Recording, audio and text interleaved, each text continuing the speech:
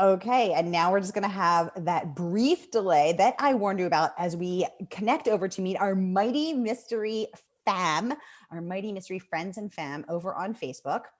And it looks like we are live.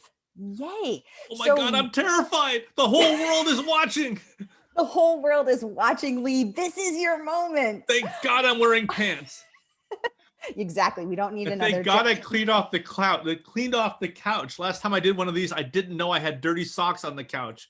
That's all I could see the whole interview was the dirty socks. Hey, we love to keep it real here on A Mighty Blaze. So welcome everyone watching on Facebook. Welcome to Mighty Mysteries. I'm your on-air host, Sara DiVello, and I am thrilled to be hosting #1 New York Times bestselling author and TV writer, Lee Goldberg, who's here to chat with us about his brand new book in his Eve Ronin series, Bone Canyon. Lee, welcome to Mighty Mysteries. Tell us about your book. It's great to be here. It's the sequel to my internationally best-selling book, Lost Hills, from last year. It's about Eve Ronin, the youngest female homicide detective in Los Angeles County Sheriff's Department.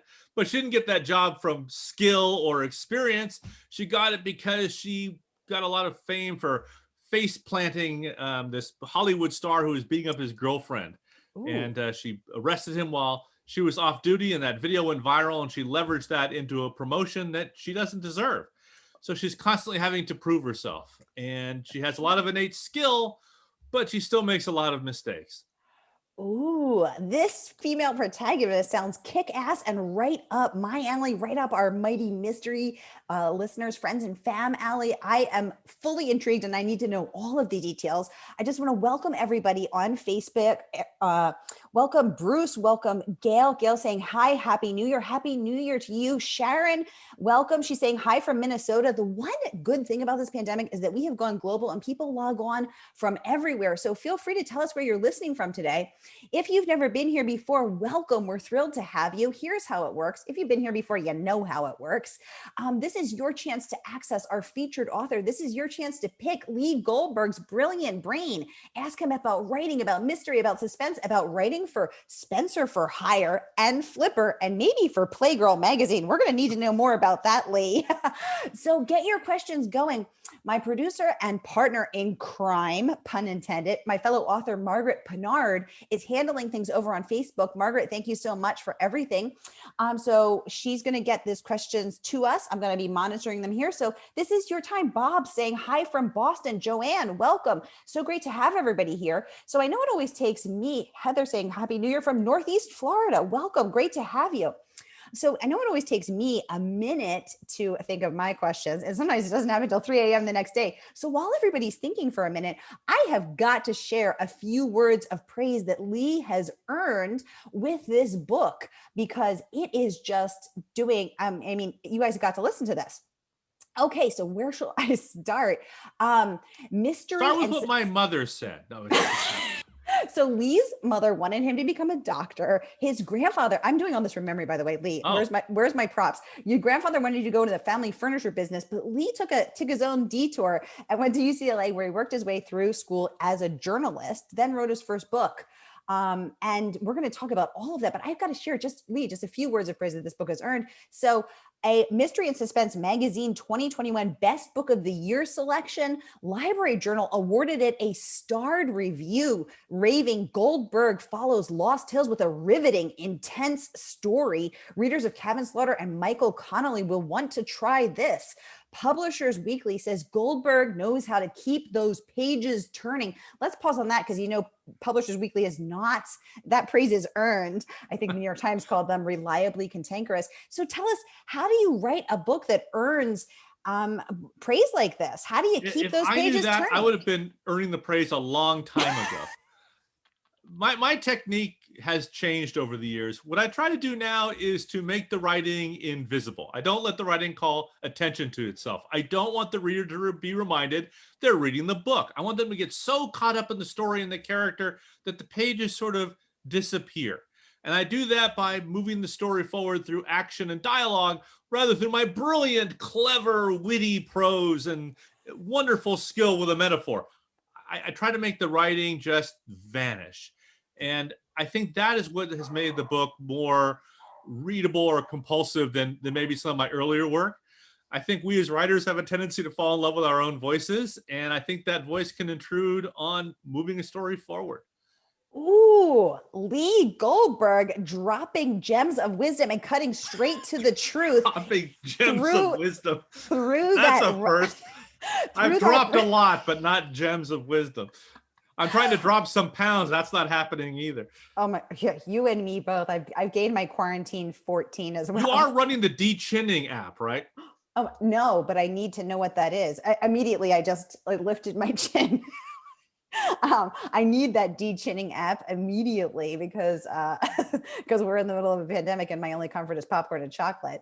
But Lee, what I love about what you said is that you cut straight through writerly ego. We're getting hearts up and likes from Facebook. And Nissa is laughing, she says, at your de-chinning app comments. Why is she laughing? She should have sympathy. God, I got so many chins that my neck is sore from holding them up. Oh my gosh. It's rough. These are lies from Lee Goldberg. There is no chin problem here. There is no chin problem on you, sir. And this is one of our top community members. Anissa, welcome back. Good to have you. Also giving us hearts there. Margaret saying, Eve Ronan sounds like a badass. I totally agree. So let's talk about writing. How do you write a kick-ass, badass female protagonist? How do you get inside her head, inside our heads? Tell us. It's funny you mentioned that because my wife, who's French, says, I don't understand how you write such good female characters when you do not understand women at all. I want to marry the person who wrote that book and not you. I think it's because I have so many strong, wonderful women in my life. I mean, I have a strong wife, I have a strong daughter, but I was raised by a single mother. I've got strong sisters. I love women, and I'm really infuriated by the way women are portrayed in books, particularly by men. Men seem to think that all women think about are their breasts and what men can do to them. And that's not, I don't think that's how most women think. So it was that frustration. And also I wrote 15 monk novels based on the TV series, which I also wrote for. And I wrote them first person in the voice of Natalie, Monk's assistant. And I desperately missed that voice. So I set out to write from a woman's point of view, just to have more fun. And also because I am I should rephrase this. I'm a huge fan of police procedurals. I love what Michael Connelly has done. I love Joseph Wambaugh. I love Ian Rankin, but there are so many imitators of those authors. And I'm so tired of the middle-aged male detective who's brilliant at his job, but unappreciated by his superiors, who has a dark, tragic past. A serial killer murdered his family. He lost a testicle in the Vietnam War. He's an alcoholic, or I mean, whatever. I wanted somebody that we could relate to more. And I thought the idea of a woman in her 20s trying to break through the glass ceiling, trying to prove herself to everyone around her and to herself would be much more interesting to write and much more interesting to read than so much of what else is out there in the police procedural space right now. And who better to write that than a middle-aged fat Jewish guy? Let's be honest. If you're going to write a kick-ass woman, you want a white Jewish middle-aged guy to do it. And I'm that guy. And you're that guy. Oh my gosh. Well, okay. First of all, I'm getting an ab workout today. I'm going to call laughing this hard my ab workout for the week. So thank you for that. Why are you laughing? I'm bearing my soul as dark and honest as I can be, holding back tears, and you're laughing. I think it was the lost I'm heading straight to therapy after this. I think it was the lost testicle comment that put me over the edge. Oh, you didn't read the Ballless Detective? That's one of the darkest, most tragic Scottish police procedurals you'll ever read. Oh my God. Oh, his family was killed by a serial killer, and his dog was massacred by a neighbor. And oh my God, no, not the dog. And I just heard a dog barking, so I know you're a dog fan too. There's a dog who wants desperately to come in this office. Yes, I have my little on that couch. My co-host is asleep on the couch. She's at REM 5, having just taken her third walk of the day. No, but what I want to say is that when you read what you said is that you love women and you appreciate women and you were raised by strong women. And when you're reading that, you can feel that. When, as a reader, I can feel that you appreciate women, you love women, you respect women.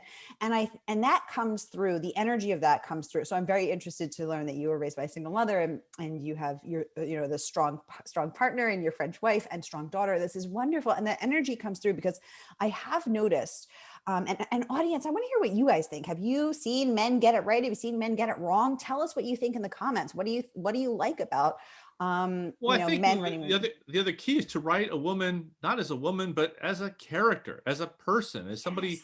well-rounded, who has strengths and weaknesses, who has hopes Yes. and fears, and who isn't just about who she is physically. I mean, when men write women, they seem to be writing, I know the phrase the male gaze, but it's more about this strange fantasy of how they want women to think.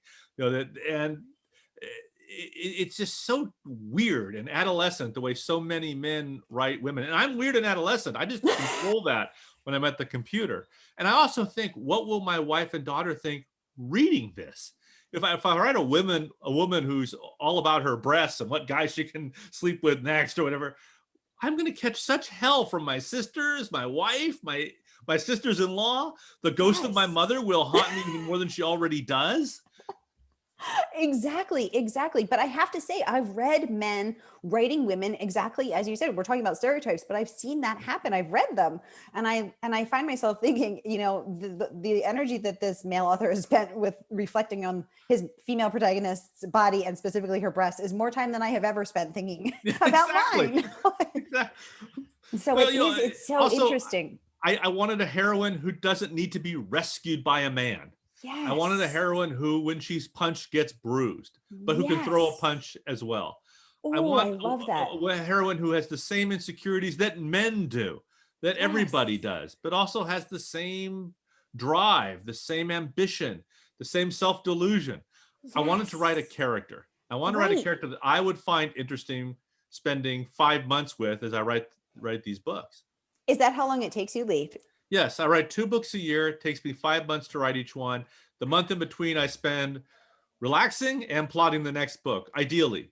For me, that's the perfect pace. And in addition to writing 2 books a year, I also end up writing a few TV scripts as well, or Yeah. movie scripts, depending on what's going on. So I balance those 2 writing careers, and I think 2 books a year is just right. I had several years where I was writing 4 books a year while also writing and producing TV shows, and it just about killed me.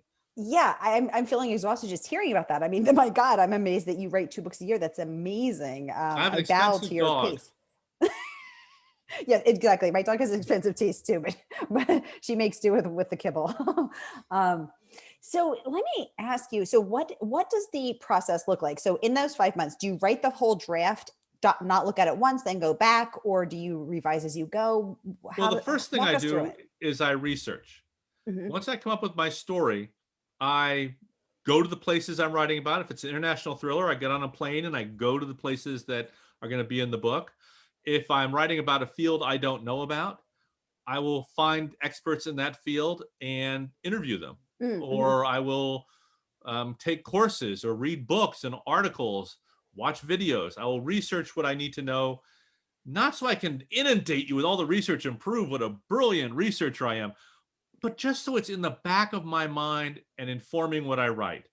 And so I can Oh. just find that one salient detail of a place or a person or a profession or a technique that will Mm. ground my story in reality so I can make everything else up. So you'll buy all the other crap I'm throwing at you. If I can convince you of the reality of one aspect, you'll stick with me for the rest. So during that month, I will do the research, and then I will write a beat sheet, an outline, a Ooh. broad stroke outline of the key clues in the mystery or the key events in the story emotionally or dramatically. And then I will start writing. And I do my best writing between 8 p.m. and 2 in the morning. And Me then when I too. get up in the morning, I will rewrite the crap I did the night before all day and start the rewriting about 8 p.m. that night. So I'm constantly rewriting as I go. And I'm also constantly rewriting my outline as I go. I call them living outlines because I finish my outline about a week before I finish my book, because I follow the outline, but I don't stick to it slavishly. And I'll make changes that require me to change the outline. I'll keep someone alive who's supposed to die, or I'll make some new discovery I hadn't thought of when I was plotting the book out, or see aspects of character I want to explore, or discover something on a research trip that I want to add to the book.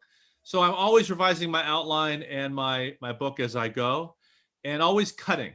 I Ooh. like to deliver a lean, tight book to my editors, and I hate exposition, meaning I hate boring explanations of background. I like all this stuff to come out naturally in the course of a story, Ooh. not have it all just dropped in front of you in an info dump. So I'm always cutting exposition, and I'm cutting a lot of my favorite jokes and favorite lines, because I think it pulls readers away. If they see it in the prose, they're reminded they're reading. So if I Ooh. can't put it in the character's mouth and have it flow naturally, I cut it. So I do a lot of, I'm a vicious editor of my own work. Ooh, ooh. So asking for a friend, and the friend is me. Asking for a friend. Asking for a friend whose name Well, is asking for a friend is a yoga teacher with my book behind her on screen. Yes. Yeah, exactly. Whose name is Shmara. For Shmara, how do you let yourself get vicious? How do you not get attached to the work that you have slaved so hard over? I think it comes from, I come from a family of journalists, and I was a journalist Okay. before, and I can separate myself emotionally from my writing. I don't get offended if people criticize my writing or make cuts and stuff. I've seen my work revised, and I've been in television. I've had scripts of mine rewritten to death. I've had actors rewrite my dialogue. I've had scenes cut for time or budget or whatever. I am used to having my work messed with. And I'm used to having to do things I don't want to my own work. I'll give you a good example. I was working on a terrible show called Cobra. It's an action adventure show up in Vancouver with this guy named Michael Dudikoff playing a kung fu hero who solves people's problems. Terrible show. But we had this wonderful action sequence in the forest with the military and explosions and tanks, and the whole episode had been building up to this climax. But then this enormous blizzard came into Vancouver, and we had to move the finale to our nearest covered set, which happened to be a high school gymnasium. So I had to rewrite the finale of the show to take place in a high school gymnasium. It was awful, but I had no choice. It was television. We had 7 days to shoot this episode. There was a blizzard. We're shooting another episode on Tuesday. You just do what you have to do to get the show made. So I've made lots of changes over the years, and I've had stars tell me to make changes I didn't want to make. I've had the networks tell me to make changes I didn't want to make. I've taken big, giant, steaming dumps on my own script many times. So I'm used to editing my own work and desecrating my own work. I have no trouble taking a dispassionate look, especially in the light of morning. I'll write something at 2 a.m. I just think is brilliant. This is getting me the Edgar Award. Yes. If not the Edgar, the Nobel. Maybe the Oscar. I'm a master storyteller. I'm so good. Everything I write is a master class in mysteries. So I go to bed thinking that. And then I wake up in the morning and I look at this hideous slop, this run on sentences and one cliche after another. I go, what the hell? And I spend all day rewriting this god-awful writer who turned in his draft to me that morning. So it's almost like I'm dealing with a different person. There's the me during the day and the hack at night I'm forced to rewrite every day. Oh, yeah, I think there's only one explanation. That is aliens come and mess with your work every night. That's right. And Mrs. says she can't stop laughing. Sharon says, this is so entertaining today. I absolutely love it. Welcome, Jeffrey. And this is a top community member here with us. Cheryl, welcome. Welcome, Nancy. Welcome, Mindy. Welcome, Kathy. Welcome, Charlotte. Welcome, Sue. We're getting hearts up and love from Facebook. Welcome, Heather. Welcome, Linda. Oh my goodness. So great to have everybody here. Any questions for Lee? Just get them right over to it. Mindy says, just joining in. Yes, have seen your name on TV. I love your books with Janet Ivanovich. She says, she is so honored to meet you, Lee. Well, I'm honored to meet you, even through Facebook. And I'm glad you enjoy the books with Janet. I'm hoping that she will let go of my coattails and finally make it on her own. I think she's got great potential. If she just stop, relying on me and just go out there and write her own thing. Yeah, she can't just keep hitching her wagon to your star, Lee. I mean, joking aside, I learned so much from Janet. I mean, I thought I knew how to write. I thought I knew my own voice as a writer. And those 5 books I did with Janet taught me that as tight as I thought I was writing, it wasn't tight enough. And Ooh. I learned a lot from her. And people, I'm sure, read her books and think, oh, she just writes them in a flash, and Yeah. it's so much fun for her. And She's a goddess. Yeah. she works her ass off. She's one of the hardest working writers I've ever met. And we had a great run on those 5 books. We had a lot of fun. That's yeah, absolutely amazing. We'd love to hear more about that. Mindy says she loves that you have such a great sense of humor. Mindy says she's laughing at the idea that Jenna Ivanovich is writing your coattails. Gail would like to know. Gail, also a top community member. Hi, Gail. Happy New Year. Says, Lee, do you prefer writing books, scripts, or something else better? Tell us. I'm a writer first and foremost, whether I'm writing television shows or books, and they're 2 entirely different experiences. Yeah. The great thing about writing for TV, also one of the bad things, one of the great things about writing for TV is you're not alone. You're in a room with 6 or 7 other extremely clever writers. So if you're having a bad day, you're not quite able to get to where you're trying to get to as you're plotting, there's someone in the room who will say, I see what you're trying to do, and will push you over the edge. And you also have them there to stop you from relying on your worst impulses, to push you away from your own personal cliches and crutches, pushing you to be better.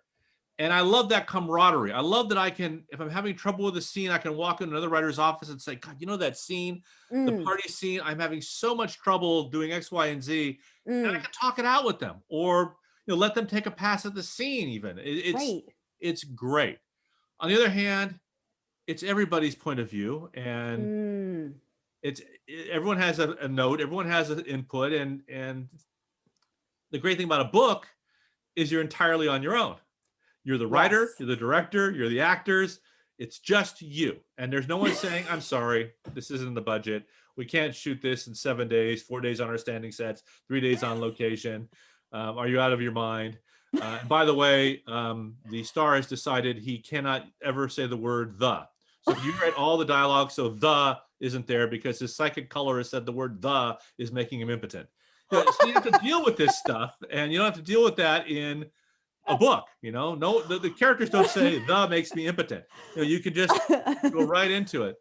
And I do miss being in a writer's room. And also a script, I can write an hour-long script in a few days. It takes me 5 months to write a book. Scripts are a lot faster because it's all dialogue and action driven. I'm sorry, did you say a few days? Yeah. If you write an hour-long show, I've written an hour-long script in as quickly as 48 hours if I have to. But I've written them pretty quickly. I don't think I've ever taken more than 10 days to write an hour-long script, but that would be on the outside. I've taken 10 days to write a 90-minute script or 2-hour script, but in any case, the scripts are faster because you just go in room day. The 2 guys walk in, they see the dead body, and here's what they say. Where in a book, you've got to really set the scene. And point of view is pretty clear in a script. It's harder to establish in a book. But all the techniques I learned writing television, I now apply to my books.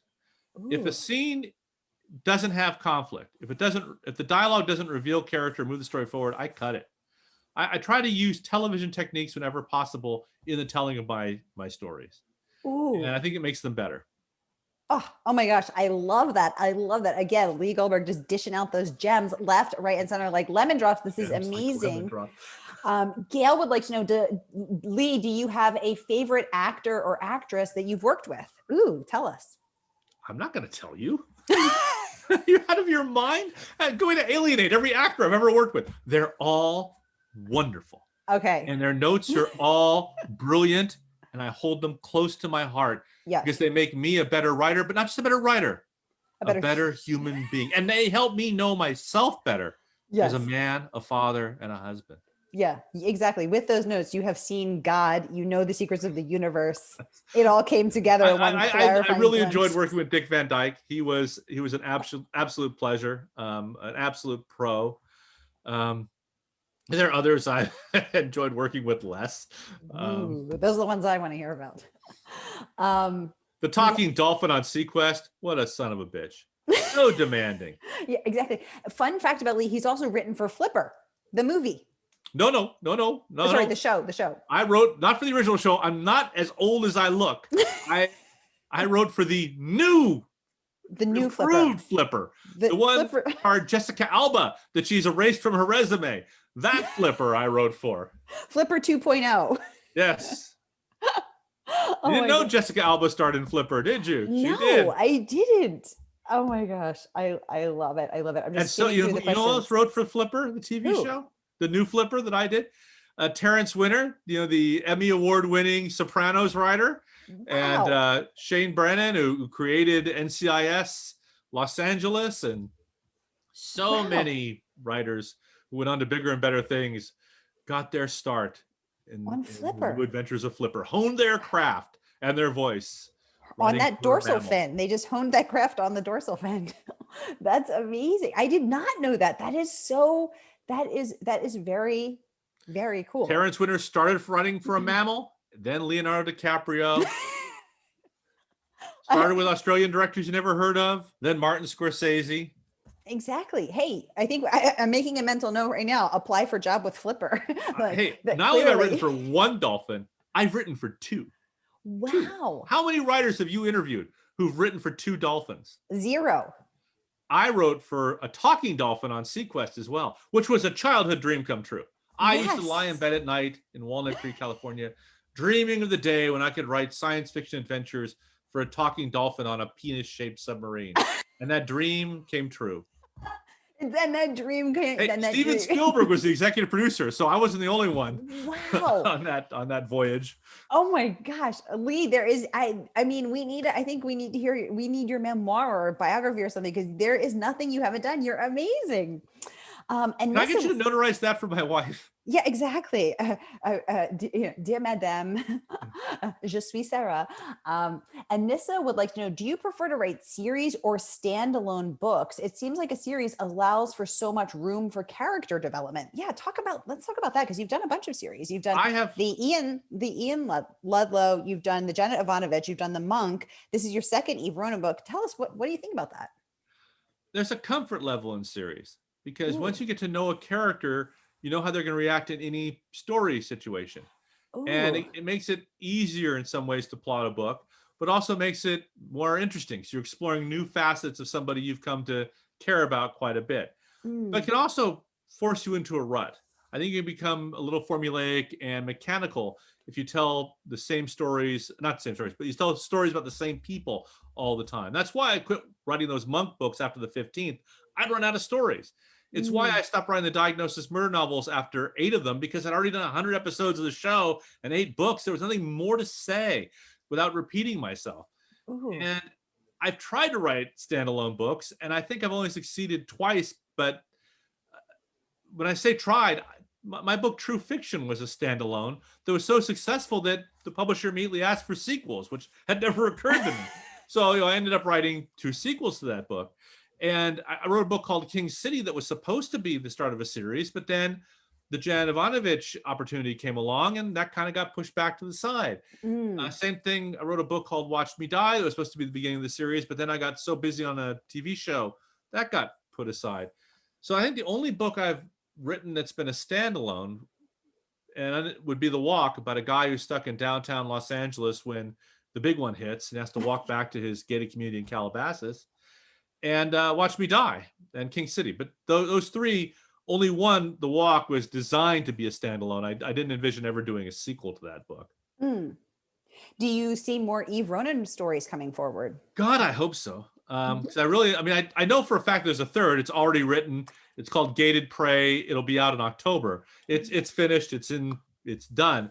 The question now will be, if the book we're talking about today sells well enough for the publisher to say, we need you to start working on a 4th one. So we'll see. Right now, actually, I'm in a situation I haven't been in as long as I can remember. I have a contract to do nothing. I don't have any TV shows to write. I don't have any books to write. I do have a job application in Arby's that I'm waiting for. But otherwise, this is the first time in my professional career that I can remember where I don't have any obligations. So I'm kind of, hoping this interview doesn't end, because I have nothing to do when this is over. My Well, wife will make we me don't want it to eat end something. either. And you have to come back and talk to us again in October because you are fabulous and this is so much fun. And through our very special partnership with bookshop.org, which supports independent bookstores, we are promoting your book today for sale through them. So you can grab a copy of Lee's book and support indie bookstores, which since the beginning of the pandemic, tragically, one independent bookstore a week has gone out of business. So when we come out of this pandemic, we want independent bookstores to be alive and well. We want to be able to have stores to go and browse in and have a cup of coffee and enjoy the smell of that freshly printed paper book. So when you buy Lee's book through bookshop.org today, and Margaret's going to post the link, you're supporting independent bookstores and you're getting this page turner, so says the notorious and amazing Kirkus Reviews, to boot. So it's an all around great deal. And this book has also earned, I have to share a few more words of praise. Meg Gardner saying Lee Goldberg puts the pro in police procedural. Bone Canyon is fresh, sharp, and absorbing. Give me more Eve Ronan ASAP. Meg Gardner speaking for all of us. Steph Cha saying Bone Canyon is a propulsive procedural that provides high thrills in difficult terrain, grappling thoughtfully with sexual violence, police corruption, as well as the minefield of politics and media in Hollywood and suburban Los Angeles. Yum. The yum is mine, not Steph Cha's. Eve Ronan is a fantastic series lead, stubborn and driven, working twice as hard as her colleagues, both to prove her worth and to deliver justice for the dead. Amazing, amazing, amazing. Kirk is going on to say an energetic, resourceful procedural starring a heroine who deserves a series of her own. Bookless saying a cop novel so good it makes much of the old guard read like they're just going through the motions until they can retire. Wow, amazing praise there, Lee. Bookless going on to say the real appeal here is Goldberg's lean prose, which he's already told us about, which is amazing, which imbues just the facts procedural with remarkable tension and cranks it up to a stunning description of a fire that was like, quote, Christmas in hell. Again, amazing, amazing, amazing praise. I'm sure we all can't wait to read this book. We have just a few minutes left with Lee, so I just want to make sure I'm not missing anybody's questions. I'm scanning through. Mindy saying, this is so much fun to listen to and much needed for me today. Books and authors have been the best escape for me, especially during this pandemic. Meeting authors like Lee virtually has literally been a lifesaver for me. Fun, so fun to see the face behind so many of these projects. Yay, Lee, thanks for sharing your project and your face with us today.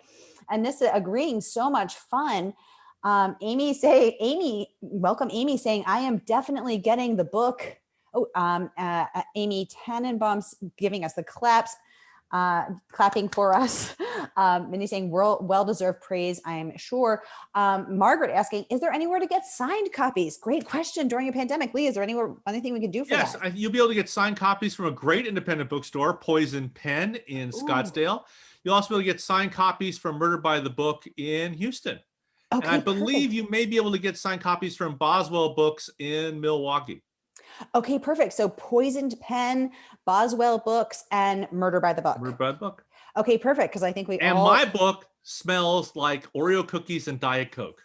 It just keeps getting better. It does. So you can live vicariously through my books, the food you can't eat during the pandemic. Yay. And is that your go-to snack, Diet Coke and Oreos? No, right now it's keto bars. Atkins bars. Did you imagine an Oreo cookie? You're like, this is an Oreo, this is an Oreo, this is an Oreo. No, it's Oreo, just a keto. It tastes like cardboard, but it's an Oreo. I love it. Mindy saying she also wants to get a signed copy. We all do. This sounds amazing. Lee, thank you so much for this. So we had a couple of questions that were submitted in advance. Anne from Thrillaholics asking, what is one thing you want people to walk away from this book with? My book. I want them to walk away with a good time and escape from everything that's going on, the election, the pandemic, your weight, whatever. The spouse who's too close now that you've been cooped up. I just want the books to take you away. I'm not trying to get across a message or anything. I'm just trying to entertain and captivate and give you an escape from your day-to-day life. I love that. Another one submitted in advance, and from the Mystery Readers Cafe, asking, what is your, do you have any advice for aspiring writers? Yes, read. Read Ooh. good books, read crappy books. And if a book makes you cry or makes you laugh or makes your pulse rate, go back and reread it, that section, and ask yourself, how the hell did the writer do that? Because unlike magicians, the trick is right there on the page. It's all there. What did he do? What was the misdirection? What was the word that, at what moment did I feel the tear? Did I feel the laughter coming? Learn those techniques. Or if a book bores you, ask yourself, or you don't buy it, don't believe in it, or it's Mm. unsatisfying. Ask yourself why. What mistake did this writer make that I should not make? So Ooh. you have to read a book once as a reader, but the second time as a writer, because the best lessons in writing are right there in the books you're reading. Oh, I love that. I love that, Lee. Thank you. Mindy is saying all of the above. Gail saying she loves Murder by the Book bookstore. Mindy saying, Mighty Blaze, thank you. And thank you, Lee Goldberg. Amy Share saying fantastic advice for writers. Amy's also a writer, I know, coming on the show in February. Thank you for that wonderful advice. I love how you said it and why you said it. I often find myself trying to ask myself those questions, but then I just get sucked into the story and forget. Forget to be the critical writer, to be the critical reader. But it's so true. And I liked how you said that it's unlike magicians, it's right there on the page. Yes, that makes that, I mean, get it. a magician hides stuff from you. It's misdirection. You can watch, a magician do his trick 1,000 times and not see how it's done because he hides stuff. A writer can't hide it. It's all right there on the page. So the key is figuring out, how did he or she pull it off? And if it's a Oh, mystery and it's an honest one, how did they trick me? Where did I miss it? And how did they hide it from me?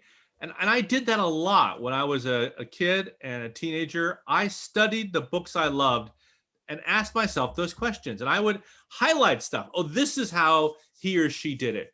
I do that even now. I can't turn it off. If I'm reading something and it's really working for me, I have to go back and ask myself why. If a book ooh. isn't working for me, I usually know right away. Actually, it's like, oh God, I could have cut half this paragraph and made it so much better.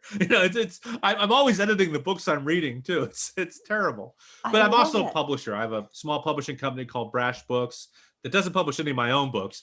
But so I'm reading a lot of manuscripts and working with a lot of writers honing their books. And as a TV producer, I spend a lot of time rewriting scripts that are submitted to my shows by other writers. So I've also spent a lot of time on the other side of it, editing other Oh, people's work and bringing out the best in them and the best in their story. At least that's what I think. I know they think, oh God, Lee just took a big shit on my script, on my book, and I'll tell him he did a great job. But God, I hate that fat son of a bitch. But anyway, oh my gosh.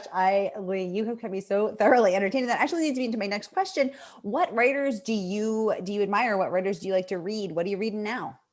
actually, right now, right here by my desk, I am reading Thomas Perry's Eddie's Boy. Ooh. Thomas Perry never disappoints. He is a prose pro. This guy, he's never written a bad book. He couldn't write a bad book if he tried, I don't think. He's one of the most dependable writers in the business, I think. I love what Ace Atkins has done with the Spencer novels. He's writing better than Robert B. Parker was when Robert B. Parker was still alive. I love Larry McMurtry. I love John Irving. There's so many writers I like. I devour Westerns. I devour literary fiction. I devour crime novels. I'm reading Wow. all the time because I think if you want to stay a good writer, if you want to stay relevant, you have to see what other people are. I mean, Steph Chaw wrote a fantastic book, Your House Will Pay, this year. Lou Berney's November Road. S.A. Cosby's Black Black Blacktop. I forgot the title. Asphalt Highway or Blacktop, whatever. It was a great book. I'm having a senior moment here from not enough carbs, but If only you had been allowed to have that Oreo if I instead of the had just stupid had that keto Oreo, I could bar. remember the name of his great book.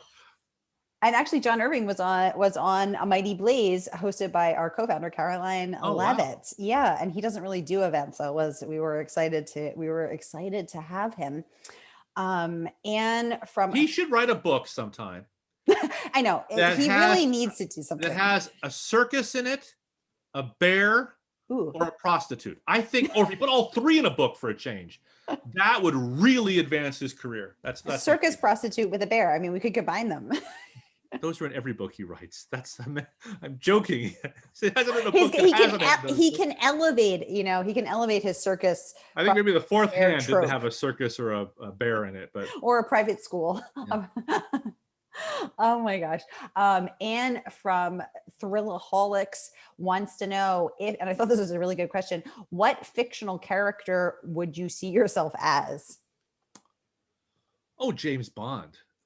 Isn't that obvious? I mean, take a look at me, honey. Well, hey, you know what? I could have predicted that answer because your Instagram handle is 007. Look, wrong thumb. Look what's behind me. I can't do this. Oh, I got all these Bond posters. I have every single James Bond poster.